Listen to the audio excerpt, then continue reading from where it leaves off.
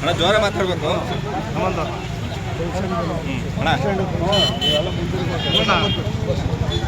ಎಲ್ಲ ಸುಮ್ಮನೆ ಜನ್ಮದಿನ ಆಚರಣೆಯನ್ನು ಅರ್ಥಪೂರ್ಣವಾಗಿ ನಡೆಸ್ಕೊಂಡ್ಬಂದು ಎಲ್ಲ ನನ್ನ ಆತ್ಮೀಯ ಆಟೋ ಚಾಲಕರ ವತಿಯಿಂದ ನಮ್ಮ ಗುರುಗಳ ಮಾರ್ಗದರ್ಶನದಿಂದ ಇದನ್ನು ಪ್ರತಿ ವರ್ಷವೂ ಕೂಡ ಚೆನ್ನಾಗಿ ನಡೆಸ್ಕೊಂಡ್ಬರ್ತಾ ಇದ್ದಾರೆ. ನಾನು ಹೇಳೋದಷ್ಟೇ, ಆಚರಣೆ ಮಾಡಿ ಇಲ್ಲಿಗೆ ಸುಖಾಯಣ. ಅವರ ಉದ್ದೇಶಗಳೇನಿದ್ದು, ಸುಭಾಷ್ ಚಂದ್ರ ಬೋಸ್ಗಳ ಉದ್ದೇಶಗಳೇನಿದ್ದು, ಅವರ ಆಲೋಚನೆಗಳೇನಿದ್ದು, ಅದನ್ನು ಅಲ್ಪ ಸ್ವಲ್ಪನಾದರೂ ಗೌರವಿಸೋದು ನಮ್ಮದೆಲ್ಲ ಧರ್ಮ ಅಂತ ಹೇಳ್ತಾ, ದಯಮಾಡಿ ಮುಂದಿನ ದಿನಗಳಲ್ಲಿ ಎಲ್ಲ ಆಟೋ ಚಾಲಕರು ಶಿಸ್ತುಬದ್ಧವಾಗಿರಬೇಕು. ಆಟೋ ಚಾಲನೆ ಮಾಡುವಾಗ ಡಿಎಲ್ ಡಾಕ್ಯುಮೆಂಟ್ಸ್ಗಳಾಗಲಿ, ನಮ್ಮ ನಾಡು ನುಡಿಗೆ ಏನಾರು ಅನ್ಯಾಯವಾದಂಥ ಕಾಲದಲ್ಲಿ ನಾವೆಲ್ಲರೂ ಕೂಡ ಹಿಂದೆ ತಗೋಬೇಕಾಗುತ್ತೆ ಅಂತ ಭಗವಂತನ ಅಂಥ ವೀರ ಸೇನಾನಿ ಹೆಸರುಗಳನ್ನ ನಾವು ಇಟ್ಕೊಂಡಿದ್ದೀವಿ.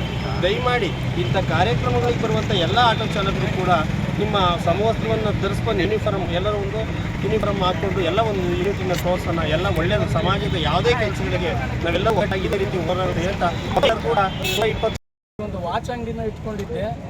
ಅವಾಗೆಲ್ಲ ಸ್ನೇಹಿತರು ಕೂಡ ಅಲ್ಲಿ ನನ್ನ ಅಂಗಡಿ ಪಕ್ಕದಲ್ಲಿ ಆಟೋಗಳನ್ನ ನಿಲ್ಲಿಸ್ತಾ ಇದ್ರು.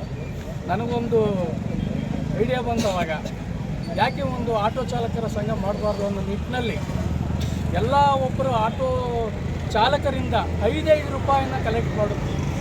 5 ರೂಪಾಯಿನ ಕಲೆಕ್ಟ್ ಮಾಡಿ ಸಂಘವನ್ನು ಮಾಡಲೇಬೇಕು ಅನ್ನೋ ಉದ್ದೇಶದಿಂದ ಆ ಸಂಘನ ರಿಜಿಸ್ಟ್ರ್ ಮಾಡಿ, ಮತ್ತು ಸುಭಾಷ್ ಚಂದ್ರ ಬೋಸನ್ನ ಹೆಸರನ್ನ ಎಲ್ಲ ಸ್ನೇಹಿತರು ಅಪ್ಪಣೆ ಮೇರೆಗೆ ಸುಭಾಷ್ ಚಂದ್ರ ಬೋಸ್ರವರ ಹೆಸರನ್ನು ಇಟ್ಟಿದ್ದೀವಿ.